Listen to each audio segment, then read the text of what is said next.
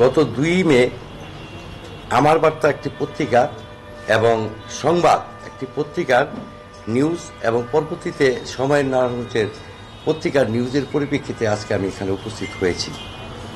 আমি হঠাৎ করে 2 মে আমাকে ঢাকা থেকে বিভিন্ন সাংবাদিকরা ফোন দিয়ে জিজ্ঞেস করে, ইনকলাব, বিভিন্ন পত্রিকার সংবাদের পত্রিকা অনেক সাংবাদিকরা ফোন করে বলে আপনার বিরুদ্ধে অভিযোগ হয়েছে আপনার আইজিপি অফিসে, আপনি এবং আপনার ছেলে নাকি ধর্ষণ করেছেন। তা আমি বললাম যে আমরা কাকে ধর্ষণ করেছি? বলেছে আপনি যাদের থেকে মার্কেট কিনেছেন তার পুত্রবধূকে। তাই বলছি কি প্রমাণ? যদি কেউ অভিযোগ করে থাকে, অভিযোগ মানুষের বিরুদ্ধে করতেই পারে, তো করে যদি থাকে সুষ্ঠু তদন্তের মাধ্যমে হোক।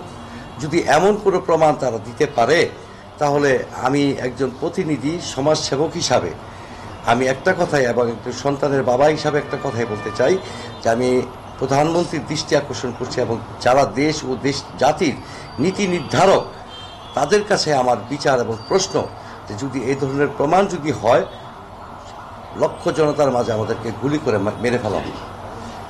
এটা ছিল আমার বক্তব্য। সন্দেহ হওয়ার পরিপ্রেক্ষিতে আমি কালকে রাত্রে আমি স্ত্রী সন্তান সহকারে বসলাম। বসার পরে উভয়ের মনেই সন্দেহ। সেই সন্দেহের পরিপ্রেক্ষিতে আমার ওয়াইফ এই রিয়াজ চৌধুরীর ছেলে সাজুকে ফোন দিল। ফোন দেওয়ার পরে অনেক প্রায় 1.5-2 ঘন্টা ফোন আলাপ।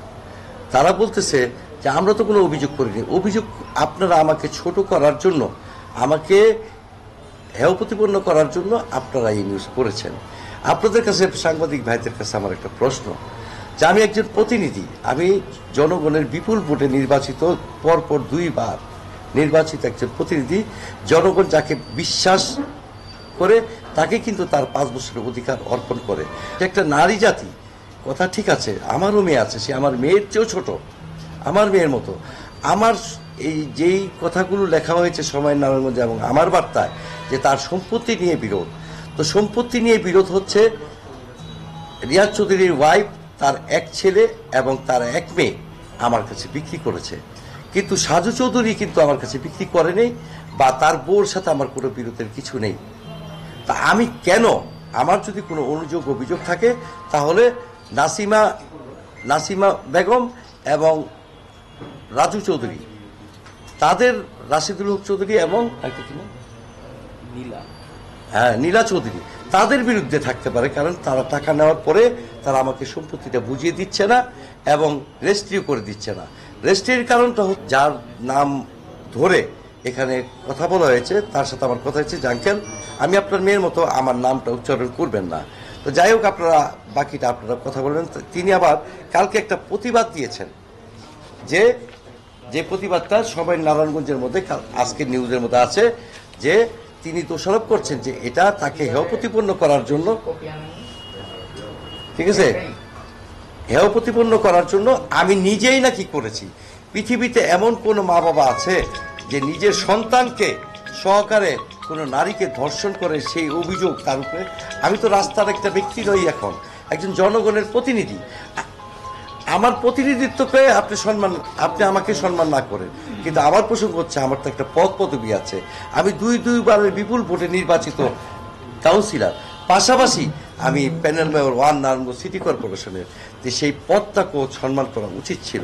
একটা মানুষকে যোগ জিজ্ঞাসা না করে কোনো প্রমাণ ছাড়া এই ধরনের নিউজ করাটা এটা কত যুক্তিসঙ্গত?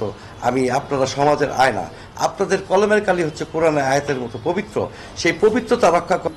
এই যে কিছু অসাধু সাংবাদিকের কারণে আজকে 2টি পরিবার, এই রিয়াজ চৌধুরীর পরিবার, সাজু চৌধুরীর পরিবার আর আমার পরিবার আজকে যে হেয় প্রতিপন্ন, এটার আমি প্রতিবাদ জানাচ্ছি। আমি এই প্রতিবাদ আপনারা উদ্ঘাটন করে দেখবেন। কোত্থেকে আমি করলাম না,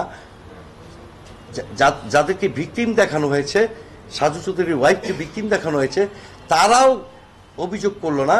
তারা বলতেছে, কালকে আমাদের কাছে অন দ্য রেকর্ড আছে যে রিয়েন কে, আমি তো চিনি না তাকে, আমার ছেলেকে সে চিনেই না। আর রেপের মতো তো কোনো ঘটনাই ঘটেনি, যা সাংবাদিক ভাইদের কাছে অনেকের কাছে বোধহয় রেকর্ডটা আছে, তাদের ভাষ্য নিয়েছেন অনেকেই, সেটা আপনাদের কাছে প্রমাণ আছে।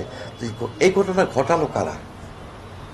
আজকে আমি সামাজিকতা করি, মানুষের গোলামি করি, আমি একজন প্রতিষ্ঠিত ব্যবসায়ী, আমি রাজনীতি করি, আমার বিরুদ্ধে লিখতে পারেন, কিন্তু আমার স্ত্রী সন্তানকে নিয়ে লেখা তো কোনো অধিকার নাই।